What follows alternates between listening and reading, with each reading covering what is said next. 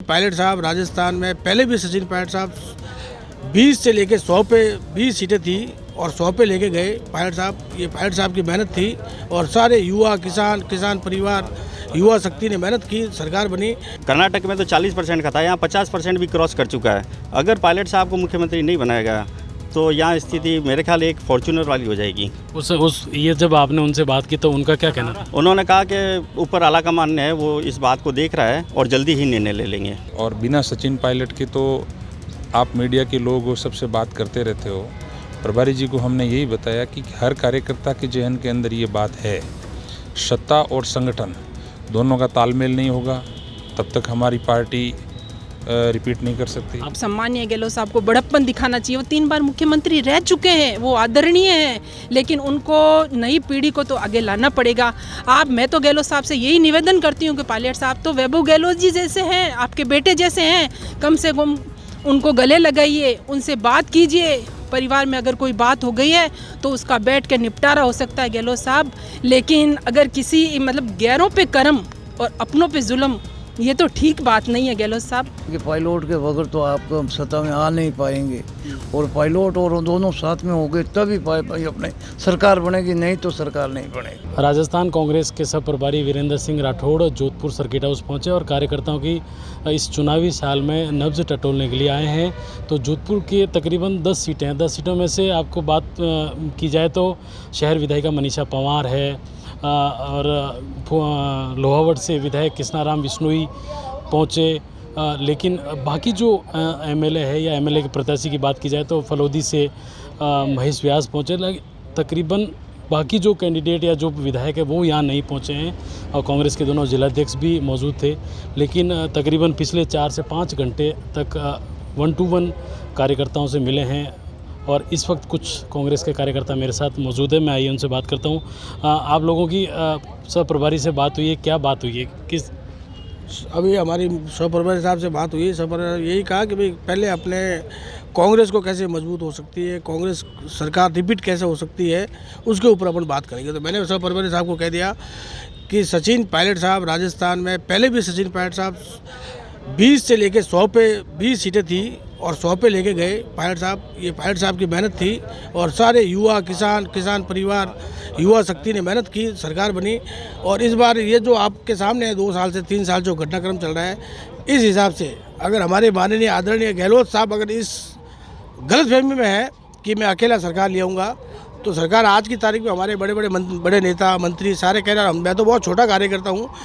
आज के माहौल में राजस्थान में 20 सीटें भी मुश्किल हैं जब तक सचिन पायलट साहब खुल के कांग्रेस में नहीं आएंगे और मेन पृष्ठभूमि में पायलट साहब आएंगे तभी कांग्रेस की सरकार आना संभव है। अच्छा, हमारे साथ और कार्यकर्ता मौजूद हैं। आपको क्या किस तरीके से प्रभारी से बात हुई आपकी? प्रभारी से बात हुई है कि राजस्थान में बदलाव होना चाहिए। बगैर सचिन पायलट साहब के कांग्रेस की स्थिति कमज़ोर है। संगठन से ले लो चाहे सरकार से ले लो, भ्रष्टाचार का मामला इतना बड़ा हो गया है कि कर्नाटक में तो 40% का था, यहाँ 50% भी क्रॉस कर चुका है। अगर पायलट साहब को मुख्यमंत्री नहीं बनाया गया तो यहाँ स्थिति मेरे ख्याल एक फॉर्च्यूनर वाली हो जाएगी। ये जब आपने उनसे बात की तो उनका क्या कहना था? उन्होंने कहा कि ऊपर आला कमान है वो इस बात को देख रहा है और जल्दी ही निर्णय ले लेंगे। श्याम जी, आपने कहाँ से दावेदारी किया? आपको क्या लगता है कि संगठन प्रभारी जो सह प्रभारी इनसे क्या बात हुई है और किस तरीके से इनका रेस्पॉन्स मिला है?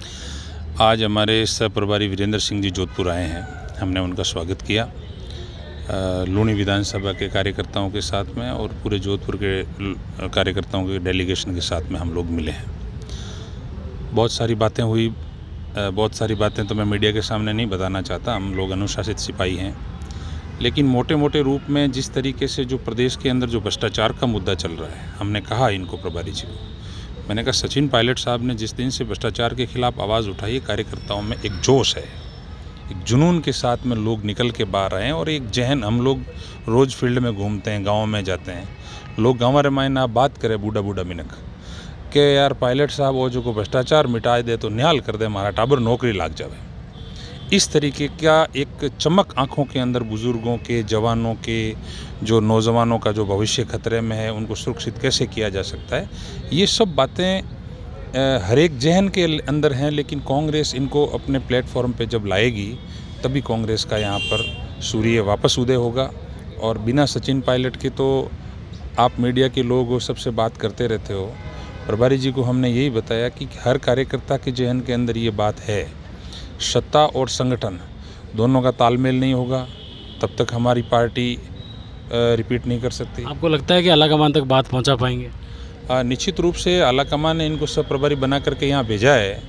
जब प्रभारी जी हमारे यहाँ पर थे पहले, उनके जब 2018 में जब हमारी सरकार बनी थी तब भी हमारे यहाँ पर 2-3 सह प्रभारियों को लगाया था।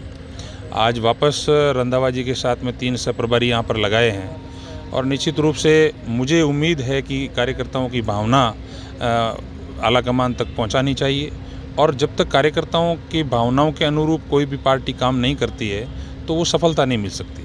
अच्छा, जिस तरीके से प्रियंका गांधी कहती है कि लड़कियों लड़ सकती हो, आप महिला शक्ति है, आपने अकेले में सब प्रभारी से क्या बात हुई आपकी? मेरी अकेले में प्रभारी जी से बस यही निवेदन किया है मैंने कि सत्ता और संगठन मिलके चलने थे, लेकिन जो जोधपुर में मैं जैसे शहर विधानसभा में रहती हूँ, वहाँ हमारे साथ इतना दुर्व्यवहार हुआ है कि हमारे 9.5 साल का संघर्ष चल रहा है। हमने 5 साल विपक्ष में रह के संघर्ष किया। आज हमारी खुद की अपनी सरकार, हमारे खून पसीने से बनाई हुई सरकार आज हमें बनाई है हमने, लेकिन हमारे साथ शहर विधानसभा में इतना दुर्व्यवहार हो रहा है जिसकी आप कल्पना नहीं कर सकते। हमें इस तरीके से रखा जा रहा है कि हम कोई छूत की बीमारी है। अरे हम तो कांग्रेस के सच्चे सिपाही हैं, हमने अपने खून पसीने से कांग्रेस को सींचा है। लेकिन हम अगर सचिन पायलट के समर्थक हैं, उससे आपको कोई परहेज है तो आप निस्वार्थ हमसे परहेज कीजिए। हम मरते दम तक सचिन पायलट के साथ हैं, साथ खड़े थे, साथ खड़े रहेंगे। भगवान हमारी उम्र ही हमारे नेता को लगा दे। और हम क्या कहें, प्रभारी जी से यही कहा कि आप कम से कम आलाकमान तक इस भावना को पहुंचाइए। इस भावना को उनको पहुंचाना पड़ेगा कि राजस्थान की जनता क्या चाह रही है, राजस्थान की जनता के दिल में कौन है।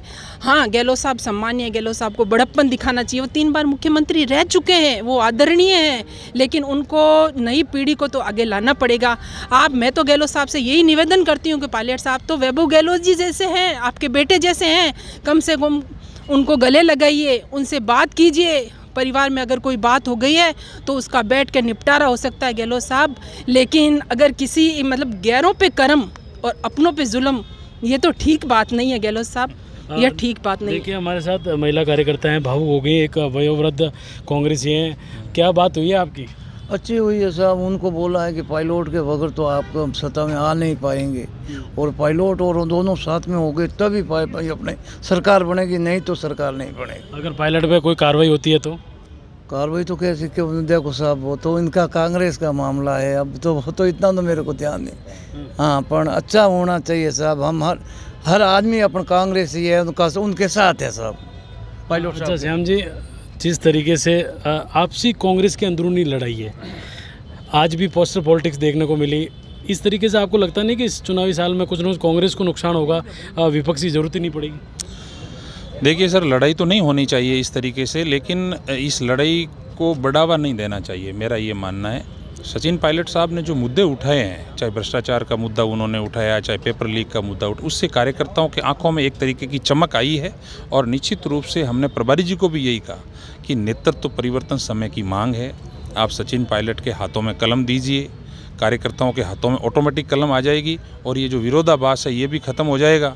जब 14.5 साल से मुख्यमंत्री जी काम कर रहे हैं, सब उनके नेतृत्व में सरकार भी चली, संगठन भी चला, अब उनको बड़ा दिल रख करके दिल्ली में राहुल गांधी जी के हाथों को मजबूत करना चाहिए और सचिन पायलट जी को आगे ला करके उनके नेतृत्व के अंदर जब हम लोग लड़ेंगे तो निश्चित रूप से ये लड़ाई भी खत्म हो जाएगी, कार्यकर्ताओं में भी जोश रहेगा और हम लोग सत्ता की जो सरकार की जो वापसी करानी है उस संकल्प को भी हम दोहरा सकेंगे।